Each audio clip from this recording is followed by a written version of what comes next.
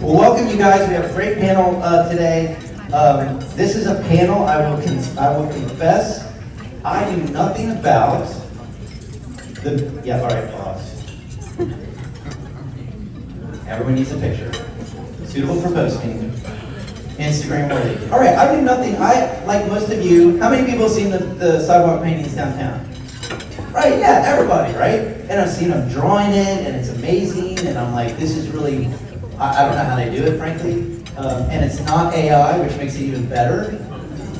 But I didn't know the history of it. And so we got to thinking, ironically, we were going to do this panel before they ground them all up and threw them away. So it was like perfect timing. Bad reason, but perfect timing. So I'm going to start with you, Denise, because I think you've had, well, it is your birthday. Right? So everybody's so excited about your birthday. This is fantastic. I want you've been involved with this program for a long time. Is it on? I think it's There we go. So if you could kind of give us the Reader's Digest version of sort of what the festival, the art program is about, and how it grew to kind of where it was before it all got thrown away. First, I want to say that I've been a resident business owner and patron of downtown Sarasota since 1982. That's when I moved here. And then decades later, after I bought some buildings, did some businesses, got married, had kids, got a divorce, put kids through college, the city decided to send some people to Chicago. And they paid for us to study under John McKnight, who teaches the asset-based community development. And it's an incredible program that the approach sees that communities not just receive services from the government, but they also are co-creators of their own future. Imagine that, right? So the city sent me to this, and at the core, this simple, it's about communities' abilities to drive their own growth, to use assets within their own community, get to know the different people in it, and create things that add to the vitality and the economics of your community. So that's exactly what the Avenue of Art is. It started during COVID when everybody was doing online classes and online exhibitions and performances. And at the time I was like, I don't want to do that. I want to do something that engages the community, that's safe, that can still be social distance, that's relevant, that engages people of all ages and demographics and skill levels, and contributes to the community in a meaningful way that people can go anytime, they can social distance and enjoy art, right? And that's exactly what happens. So between 2021 and 2025, we created roughly 300 sidewalk paintings. These are paintings, they are not chalk, which is what we usually did. We actually used water-based paints on the sidewalks, and we created stories. You know, we had writers that wrote about each of the pieces. These were things about people like John Gillespie that started golf here, and he came here, as an immigrant from Ireland and helped shape Sarasota's golf community, all the way to people, like Xander, who is here protecting students' rights. So this was about our community. It was about showcasing those that have led the way, the things that shape us as a community, and how we all value what we do. So I want to talk just once, if you don't mind. I don't mind. In fact, kind of mind, a little bit. But it's your birthday. No, I'll stop there. Okay, so my next question is, at some point this project became more than just a hobby project for you. It got city involvement. Was there public money involved? Talk to us about that. So yeah, it always was a project that involved tourist tax dollars, the city of Sarasota, and the community. There was many sponsors. One of our sponsors was even an artist. So a lot of people contributed to this. it was Sarasota Paint contributed paint. So there was a lot of people in the community that contributed to this. It was not just in an isolation project. And from a public dollar standpoint, what kind of input, and I know not specific, but just order of magnitude, what kind of input from the public was there, dollar-wise? You mean like how much was contributed to making this project over the years? So dollar-wise probably was, probably a little bit under 400,000 or somewhere right around there, about hard cash dollars. But that doesn't include probably the in-kind support. I'm a volunteer, everybody's a volunteer that contributes to it. The artists, the majority of them were paid. So yeah. And what kind of economic impact did it have? I mean, I know local people saw it, because every person in this room raised their hand, but was it outside the community? Was it bigger than just us? Oh, it's much bigger than us, yeah. As an example, I got a call. One of our pieces was very controversial to some people.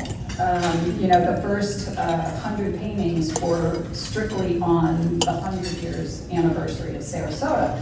So one of the paintings was a news clipping of the Ku Klux Klan that was sponsored by the Ringling Farm and Failing. And somebody called me from New York. They were here visiting and was highly insulted that we would allow that to be on the sidewalk. She thought we were supporting the Ku Klux Klan, and I had to be really clear to her that we were celebrating Sarasota's 100-year anniversary. And with that comes the good, the bad, the ugly. What were we as a community within the past 100 years? And the sad reality is within 100 years, that did happen. And when the artist came forward and asked me if he could paint it, of course, right? When we're representing our community, we're representing our history, and these are conversations to talk about our community. I allowed that piece to be written, to be painted. So this project reaches really far. Everybody knows that, there's study after study that people that come to communities to support the arts spend more money than just about any other type of tourism. So this was very impactful in Burns Square, which is a neighborhood that right now doesn't have any public parking garage. Any elected officials here? We need one. Doesn't have a public parking garage. One of the things that was great about this project for the neighborhood is that it encouraged people to come and walk, right? So we were encouraging people to come and walk, come to the shops, shop, spend money. So it was a hugely important project for the neighborhood. All right, Tom. Well, you're mentioning your name. I like it. I say Tom, and it's cracking up. Talk to us a little bit. I understand generally how this came to pass, but tell the audience, if you would, what happened here, kind of what the perceived or the stated justification was, and then maybe we can talk a little bit about what maybe the real impetus was behind all this. But talk about what happened first, and then we can talk about the reasons behind it. Well, I first want to say thank you to Tiger Bay for asking a question that is as closely aligned to a forum where, frankly, we could talk about the elimination of diversity, equity, and inclusion, because that's the real impetus of what happened here. It had nothing to do, the unintended consequences to art, but from you can't light the bridge, you can't fly a flag, you have to erase the crosswalk, and it's this constant crusade against diversity, equity, and inclusion that created the unintended consequence. So for somebody like me that moved to Sarasota because I wanted to be in an artist community, I wanted to celebrate the arts. This was a tragic mistake. This was tragic. We'll never get that back. But what's happening here in the debate about diversity, equity, and inclusion and what that represents to Black people, Hispanic people, gay people, trans people, and more importantly, what it represents to children. Because if you are discovering your authentic self as a youngster, that is about as changeable as your eye color. as changeable as your race. And yet we elect politicians who over and over and over again do these kinds of things and send those messages to children. And that to me is unacceptable.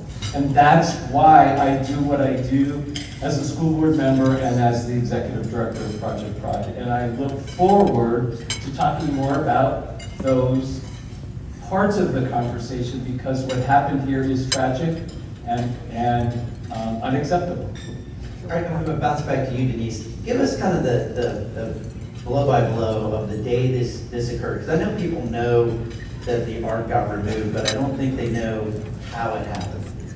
Sort of you're sitting there one day and they come out and grind it up, right? I mean, I don't really know how it happened either, but I witnessed things, of course, right? I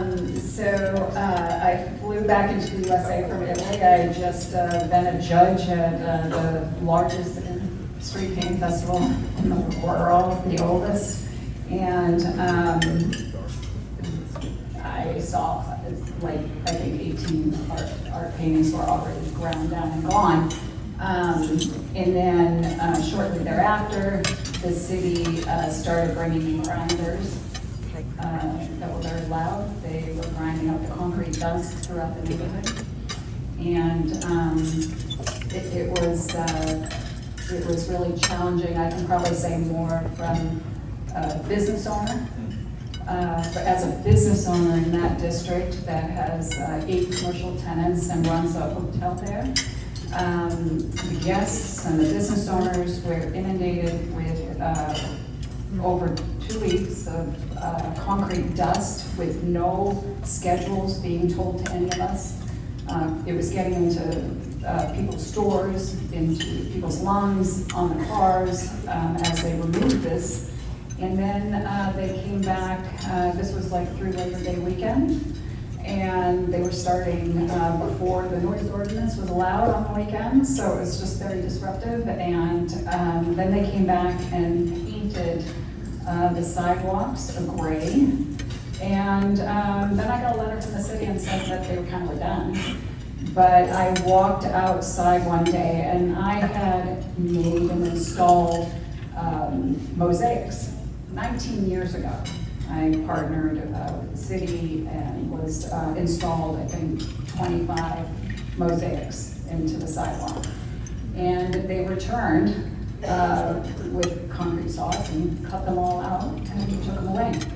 I really wanted rid of your mosaics. Tom, what was the stated reason? Why did the state, because I understand it came from the state. Tell us what the stated reason was, whether there was any data behind it, and then we'll move to your next question. So I think the premise is that they passed a statute and the governor signed it to go through the transportation department to eliminate any art in crosswalks or on sidewalks, saying that it was unsafe and they wanted it to be a unified look, and that it was distracting and as being unsafe.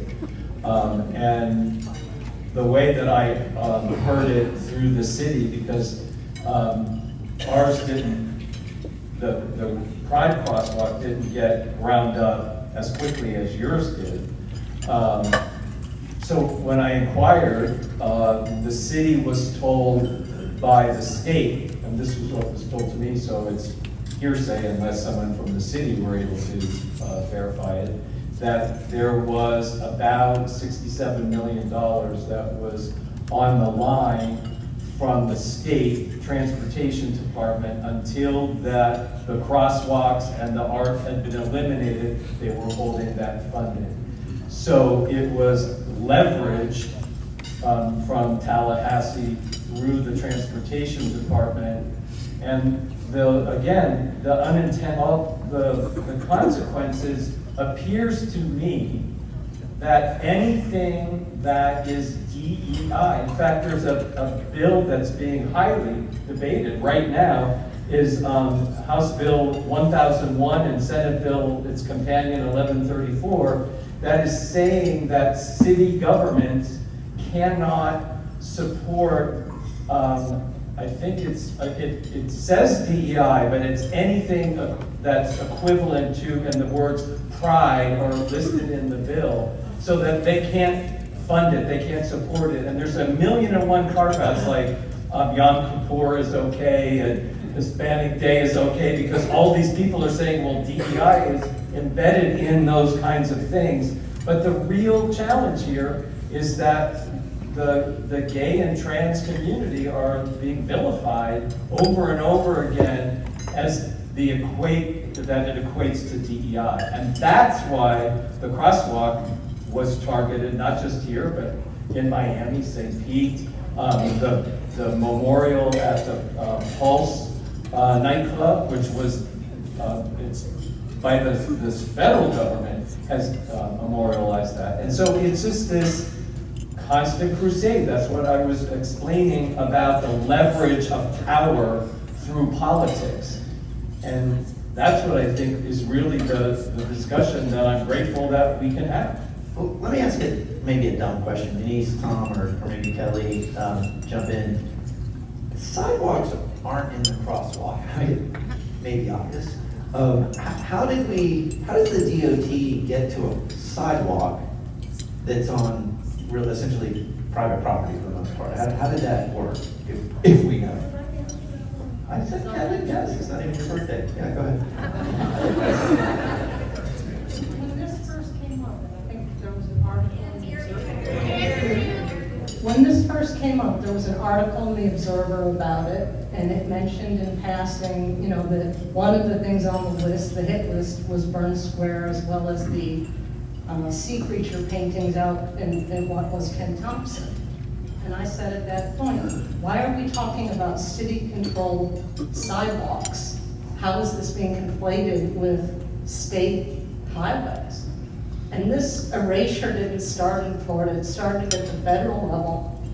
It started because in 2020, after George Floyd was murdered, the mayor of Washington, D.C. asked that they paint a Black Lives Matter slogan on a street there. And it was near the scene of some political unrest, and it was a memorial.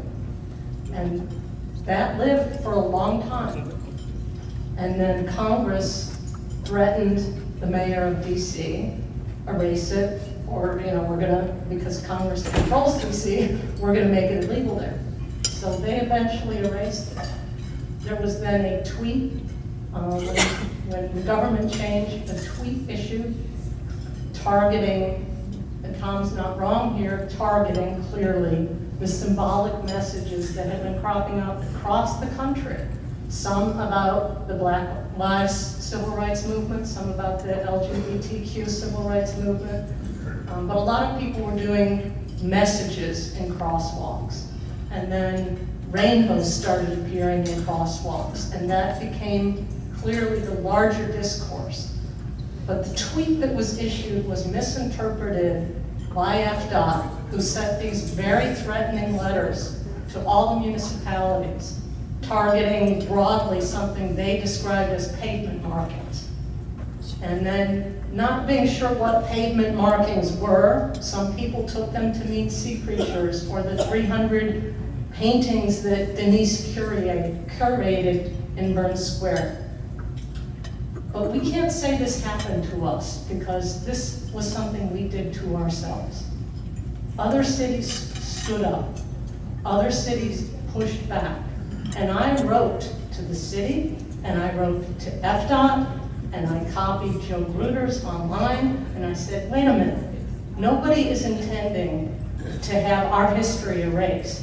And Joe Gruters weighed in online in response to my comment and said, you're right, no, this is crazy, and this isn't what we meant to do when the state last year passed some clarification language around state roads. And he said he would contact FDOT. I wrote to the city and I said, what are we gonna do about this? We can't do this. Only one commissioner replied to me and basically said, yeah, you go do it, Kelly. And so I did. And I wrote to FDOT and I said, please, look closely and prove you have legal authority to do this, because this is a city-controlled sidewalk. It has nothing to do with FDOT. It has nothing to do with the state. What is your legal authority for authorizing this? And there was no answer. And then the next thing you know, the city is erasing without any warning, in the cruelest possible way, in a way that literally throws carcinogens into the rooms where Denise's guests and her bed and breakfast are staying. And then they say nothing.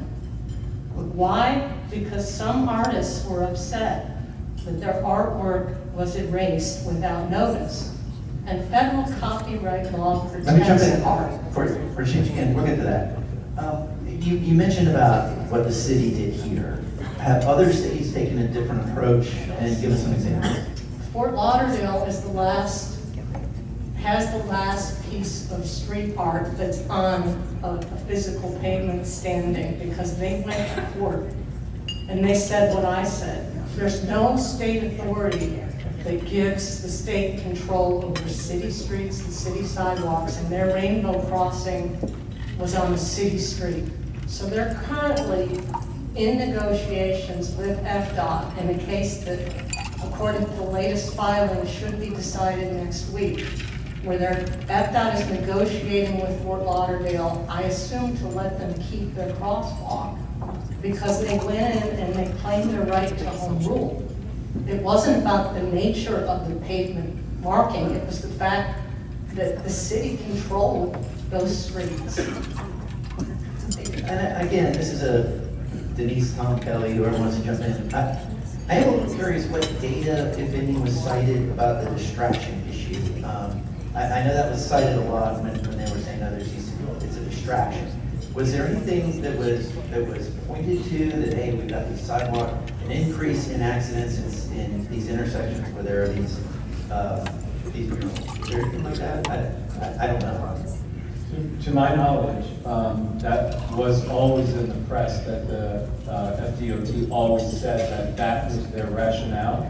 But all the opposition data showed that it was the opposite, that after a crosswalk had been painted in the pride colors, that those were, and there's data that actually substantiates that there were less accidents because people's eyes were focused in on the crosswalks, and there were less accidents, less pedestrian problems. And I think what Kelly mentioned is the part that if we, again, fly up to 40,000 feet and understand the crusade that I'm trying to paint here, is that everybody capitulates. Everybody capitulates. Whether you're a New York law firm, whether you're a board of directors that are afraid that you're going to offend somebody on the board, everybody's bending over backwards to capitulate when we need to be standing up to one of our valued nonprofits here, embracing our differences. And that's what we need to be doing.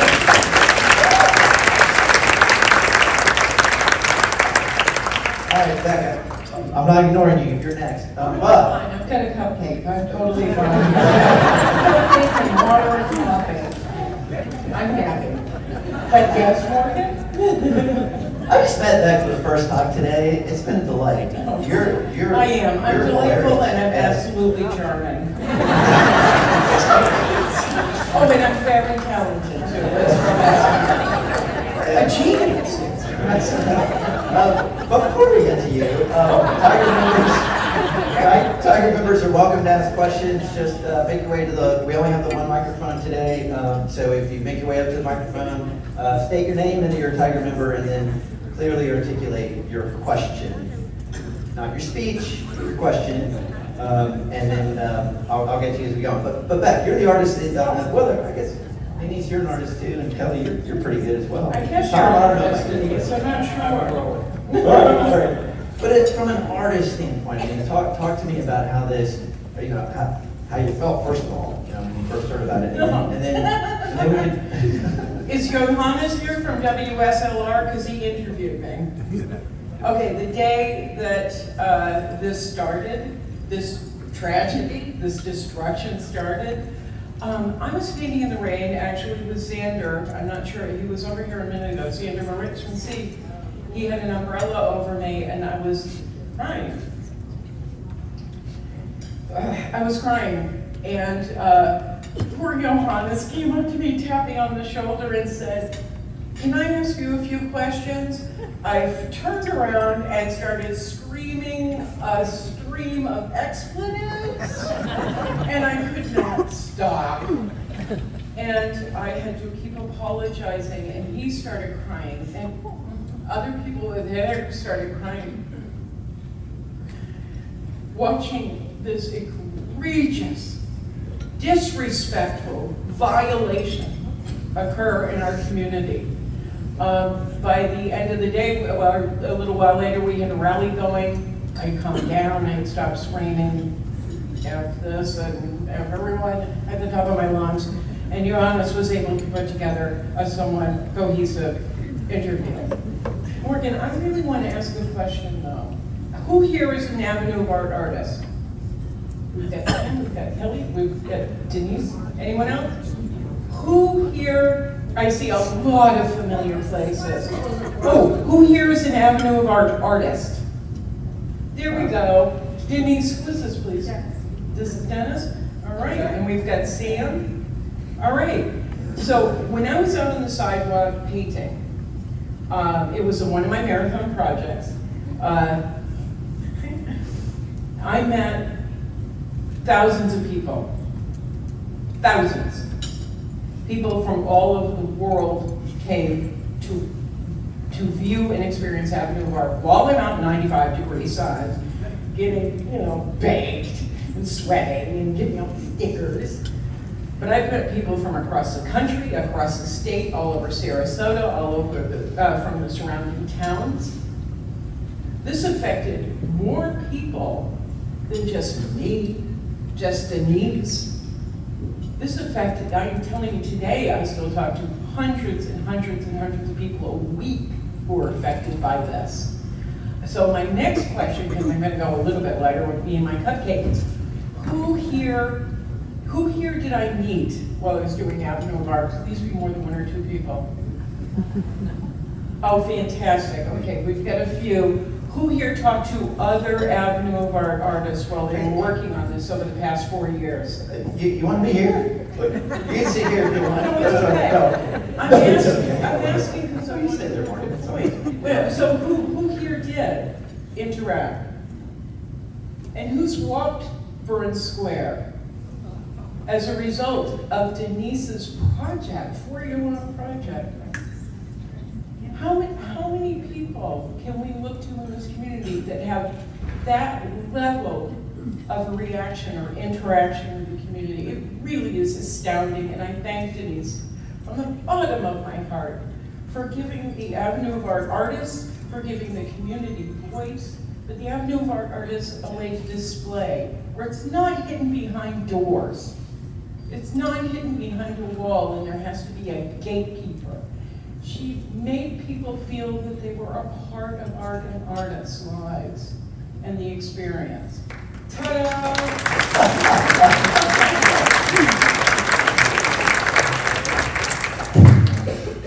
I have you back next month. I'm really good at this. Hi, thank you so much for holding this forum and for speaking out. My name is Emily Lacaz. I am a Tiger Bay member, and I'm wondering, the art here is gone. But I'm assuming that you're all watching what's happening in Fort Lauderdale, and based on the outcome of that case, what might happen next if they vote that Fort Lauderdale can keep their art? What does that mean for what happens next here in Sarasota? Thank you. Denise? I think that's more of a question for an elected official who, they were Jim, get up invited. here. They were invited on this board. I do know that after the Avenue of Art, it was so loved by the community, it was so loved by the city of Sarasota, that they wrote it into their art master plan. So it's a part of their master plan. And prior to this, they had looked at expanding it into Gillespie, connecting the Legacy Trail down to Orange Avenue. And other communities wanted something similar. So it was adopted unanimously by the city commission into the public art plan, and we're hopeful, of course, if they prevail, that the city of Sarasota will reevaluate and look at supporting this type of art form again for our city, because this project was not only the first of its kind in the world, it was the largest public art project, not talking about size of the sculpture or anything, but it was the largest public art project, including more artists, more diversity than any other project in Sarasota County ever. So, yeah, we hope it comes back. So I guess Kelly or Denise, to drill down on that, what would the next steps be? I mean, is there a plan? Obviously there's some legal challenges here, but is there a plan to see what's next, or to recreate this, or to, you of course, yeah. I can't speak to recreating it there, but I can say if the court rules the way it certainly should based on reading the plain language, it seems to me like cities will have the ability again to say, hey, if we want this painted on our sidewalks, so be it.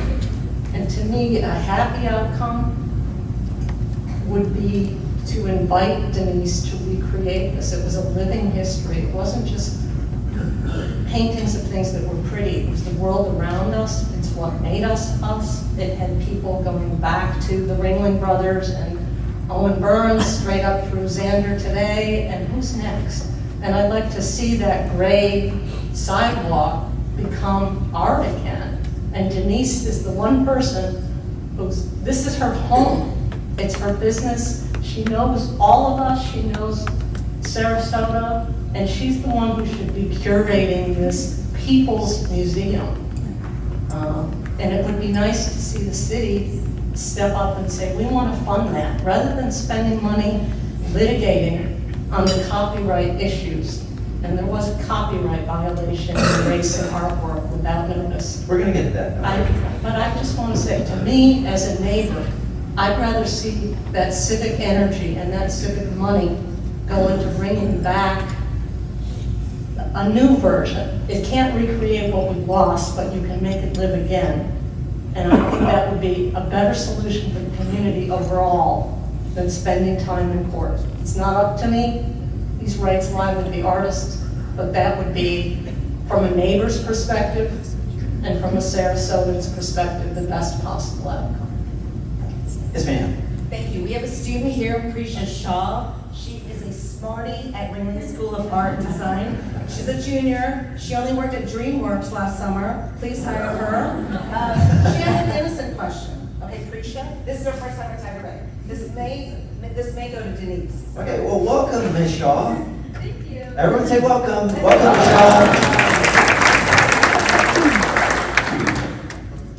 My innocent question is, Sarasota is a very artistic place and it seems to draw a lot of artists. I was wondering, from your experience, why is that? Why is Sarasota so creative and cultural?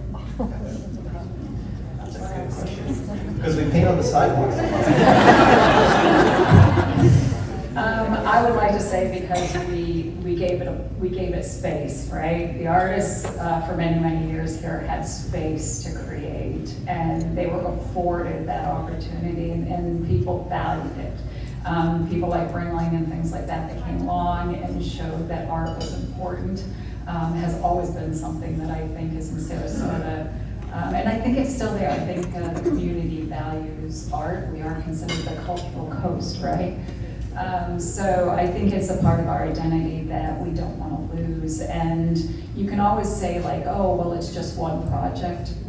And you want to make sure no project goes away. You want to make sure that everybody's supported in all different ways. It can't be just the things that people can afford to go to. It needs to be things that anybody can go to. And by the way, we hope that if it comes back, you'll be one of the artists. We've had lots of Ringling students contributed to the Avenue of Art, quite a few.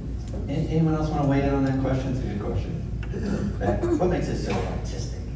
What? Looking like a chore. I'm trying not to go. Okay. So So, I'm sorry. What makes Sarasota so artistic? You know, what gives it life?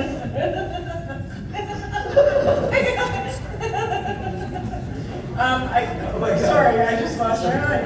Wasn't expecting Somebody that. better record that. But yeah, I've lived in multiple different cities. I don't know where that bio was. I really. On the tables. Okay, I made myself look very fluffy and fancy and important. But in my bio, you would find out, or in this artist statement I wrote, you would find out I literally have artwork around the world, probably 7 continents, multiple countries, all across the U.S. I've done, I think 33 shows a couple of years ago here in Sarasota.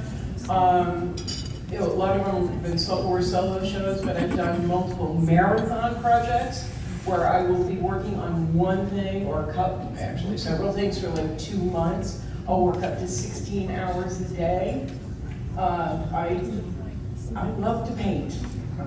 I love to paint and I love to build and I love to create, but it is having spaces to answer that particular question. Without spaces, without people like Denise, spaces like Creative Liberties, they've provided me space at the Art Coast building. I've done 2 artists in residence there, I've done artists in residence in other states. But without people at Creative Liberties, we couldn't do that.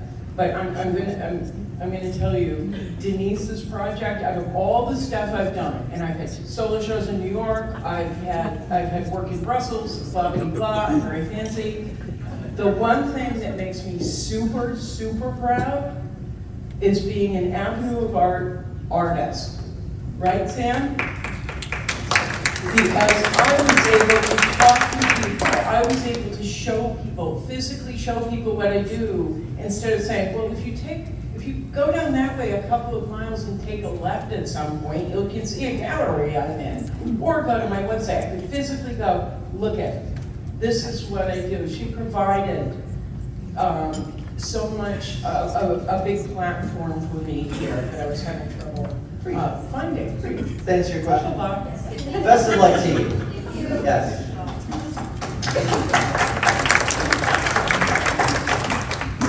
Come on up.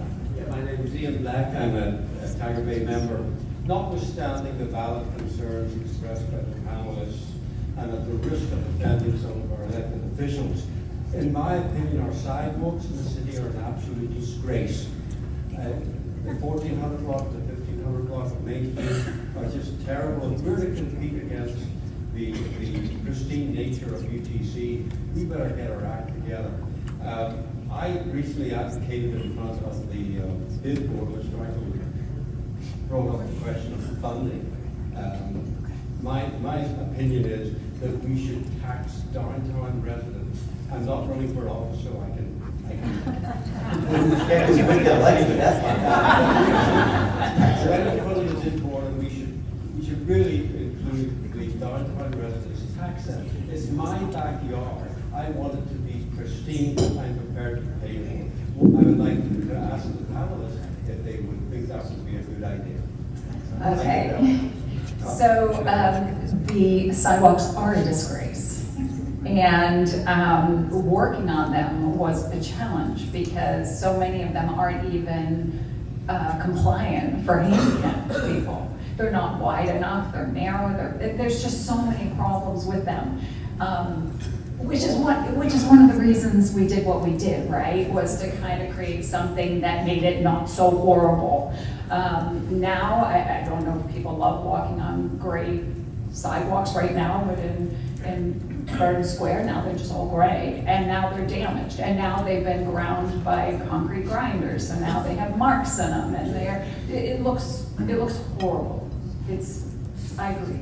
And yes, as a downtown resident and business owner, I would say I would vote for you to do that.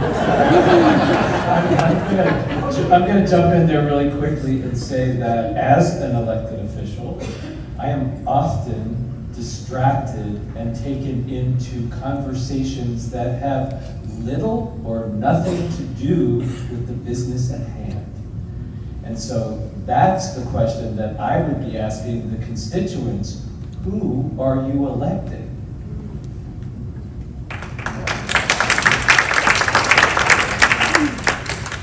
I actually had an answer for Prisha, but instead I'm going to form it as a question for the panel.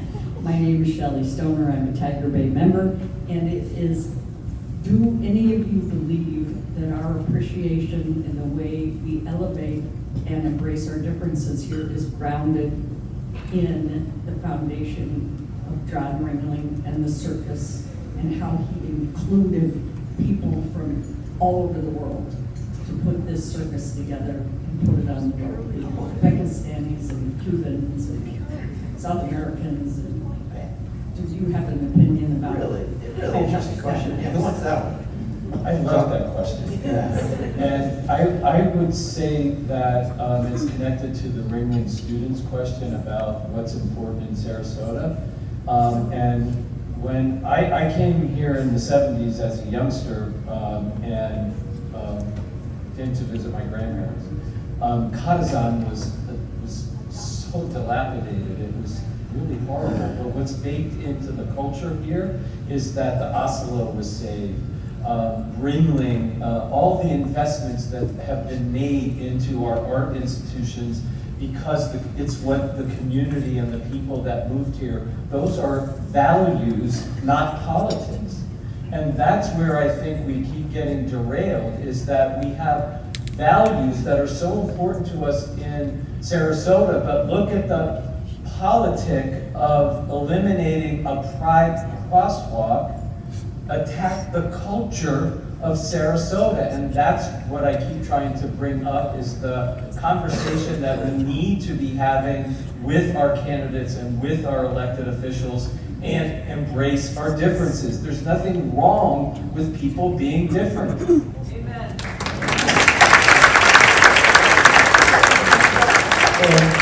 And you are?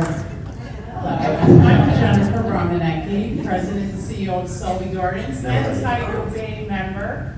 My question is for Denise, and my question is would you be interested in collaborating with Selby Gardens? And I just want to say that Denise and I had chatted a little bit offline, and I wanted to say that our offer still stands. So if you would like to collaborate with us on a sidewalk installation down the Palm Avenue Promenade in downtown Sarasota and our downtown.